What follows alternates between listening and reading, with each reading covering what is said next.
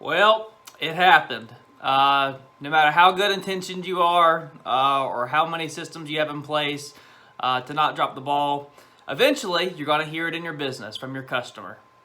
You're fired. Let me tell you what happened. So to bring you up to speed on this story, I have had this particular account for about 3 years. It's been a good account for me. It's just a residential homeowner nearby, a few streets near my street actually. And one of the agreements that we had whenever I first started doing their property was that the property could not be cut during a certain time frame between 9 o'clock in the morning and like 3 o'clock in the afternoon. Now in the beginning, it was very easy for me to accommodate that. Whenever I was working solo, I could just start on that property, or I could just, wait and finish up at the end of the day towards that property. But I realized pretty quickly that you can't do that, obviously, with a business that's growing. There's just too many variables, and that's just a very large time frame on not being able to cut the yard. So most of the time I got it right. I probably cut this place over 70-something times between the few years that we've done it. And only a handful of times had I cut it maybe a little too early or a little too late and kind of cut in the middle of that window. But go ahead and fast forward now. And what happened is the guys had went out to do her property, and I think they cut it, and it was about 2:30 or so. And she came out, and from apparently, what they said, she was not happy at all. So what happens is this lady, she works from home, and she has conference calls, and she's in meetings from 9 o'clock in the morning until 3 o'clock. And she's asked us not to cut the home during that time. And I totally get that. I really do, and I can empathize with the client on that.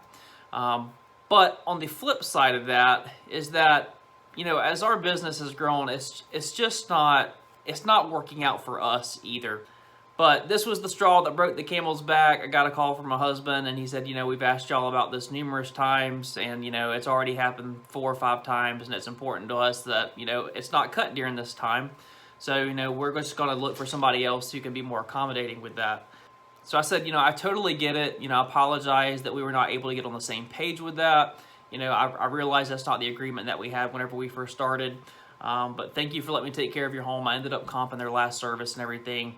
But my question to you is this. Do you have clients that request text messages from you? And do you text them before you come? I don't do that. I have not done that, guys, even from the beginning. It was too difficult, once you start growing to alert everybody. We just tell them, look, this is the day your service is, and we request that the gates be unlocked, the yard be picked up, and pets are inside on service days, or give us the code to your gate. Those are our requests. But, we're not able to text you, 15 or 20 minutes before we come every time. Maybe whenever you're solo and you have just a handful of clients, you can do that. But, you're doing 30, 40 yards a day.